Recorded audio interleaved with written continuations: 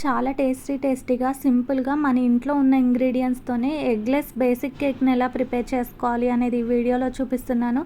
ఇది చాలా టేస్టీగా ఉంటుంది. వీడియోని ఎక్కడ స్కిప్ చేయకుండా చివరి వరకు చూసేయండి. అంతకన్నా ముందు హాయ్ హలో నమస్తే, నేను మీ Ramya. Welcome to Telugu home foods.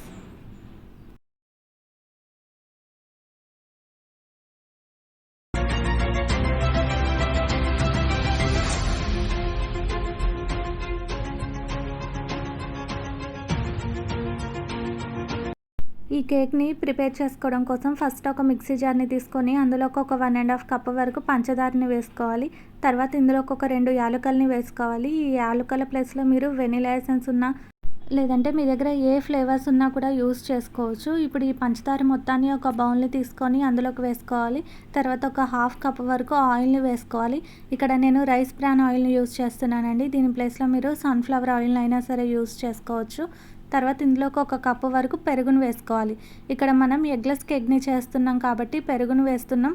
Normal basic కేక్ని చేసుకునే వాళ్ళైతే ఒక 2 ఎగ్స్ వరకు యాడ్ చేసుకోవచ్చు.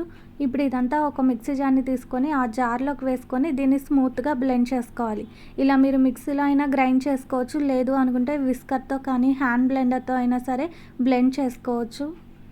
ఇప్పుడు ఇందులోకి సాల్ట్ యాడ్ చేసుకోవాలి. సాల్ట్ ఒక 1/2 టేబుల్ స్పూన్.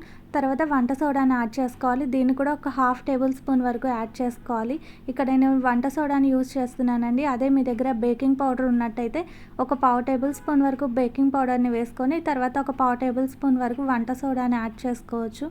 ఇప్పుడు మనం బ్లెండ్ చేసుకున్న ఆ మిశ్రమం అంతా ఆ బౌల్లోకి వేసుకోవాలి. ఇప్పుడు ఇందులోకి ఒక 2 కప్స్ వరకు మైదా పిండిని వేసుకోవాలి. ఈ మైదా పిండి ప్లేస్లో మీరు గోధుమ పిండిని అయినా సరే యూస్ చేసుకోవచ్చు.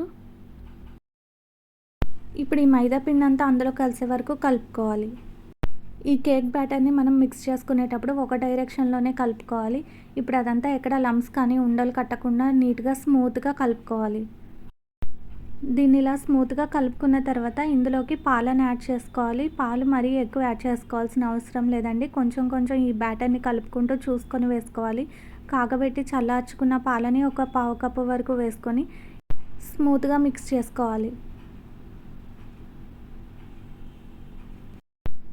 ఈ కేక్ని ఇంతవరకు ఎవరైనా ట్రై చేయని వాళ్ళు ఉంటే ఈ వీడియోలో నేను చూపిస్తున్నట్టు ట్రై చేసి చూడండి. చాలా పర్ఫెక్ట్గా వస్తుంది. టేస్ట్ కూడా చాలా బాగుంటుంది. చూసారు కదా, ఇక్కడ నేను వీడియోలో చూపిస్తున్నట్టు మనకి బ్యాటర్ అనేది ఇలా కన్సిస్టెన్సీలో ఉంటే సరిపోతుంది. ఇప్పుడు ఈ కేక్ని ప్రిపేర్ చేసుకోవడం కోసం మీ దగ్గర బేకింగ్ ట్రే ఉన్నా కూడా యూస్ చేసుకోవచ్చు. లేదు అనుకున్న వాళ్ళు అల్యూమినియం గిన్నెలు ఉంటాయి కదా, ఆ గిన్నెని తీసుకొని దాంట్లోకి ఒక 1 టేబుల్ స్పూన్ వరకు నెయ్యిని కానీ ఆయిల్ని కానీ అప్లై చేసుకొని ఆ గిన్నె మొత్తానికి స్ప్రెడ్ చేసుకోవాలి. ఇలా చేసుకున్న తర్వాత ఒక 1 టేబుల్ స్పూన్ వరకు మైదా పిండిని తీసుకొని ఆ పిండిని కూడా ఆ ట్రేలోకి చల్లుకొని దీని మొత్తాన్ని కోట్ చేసుకోవాలి. ఇలా ఈ పిండి మొత్తాన్ని ఈవెన్గా కోట్ చేసుకున్న తర్వాత మనం కలిపి పెట్టుకున్న కేక్ బ్యాటర్ మొత్తాన్ని ఇందులోకి వేసుకోవాలి.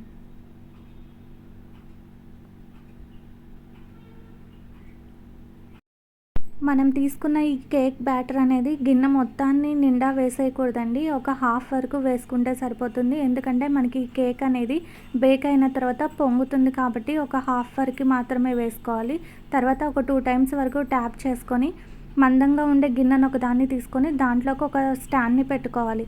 ఆ స్టాండ్లోకి ఈ గిన్నెను పెట్టి చివరి ఎడ్జెస్ ఎక్కడ తగలకుండా చూసుకోవాలి. ఇలా కేక్ ట్రేని పెట్టుకున్న తర్వాత పైన మూతను పెట్టేసి ఎయిర్ పోకుండా ఉండడం కోసం బరువుగా ఉండే రోలును పెట్టుకొని స్టవ్ని లో ఫ్లేమ్లోకి అడ్జస్ట్ చేసుకొని నిదానంగా 40 to 50 మినిట్స్ వరకు బేక్ చేసుకోవాలి.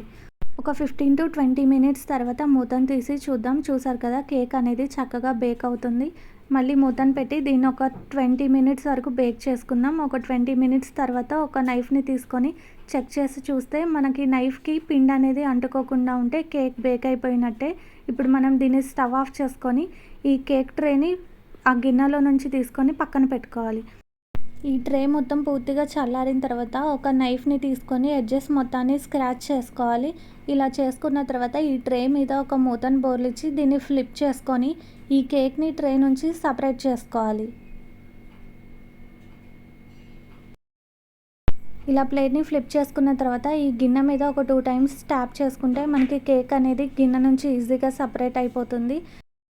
పైన మూతను పెట్టి మళ్ళీ కేక్ని ఫ్లిప్ చేసుకున్న తర్వాత దీన్ని మనం పీసెస్లా కట్ చేసుకొని సర్వ్ చేసుకుంటే ఎంతో టేస్టీగా ఉండే బేసిక్ కేక్ అనేది రెడీ అయిపోతుంది.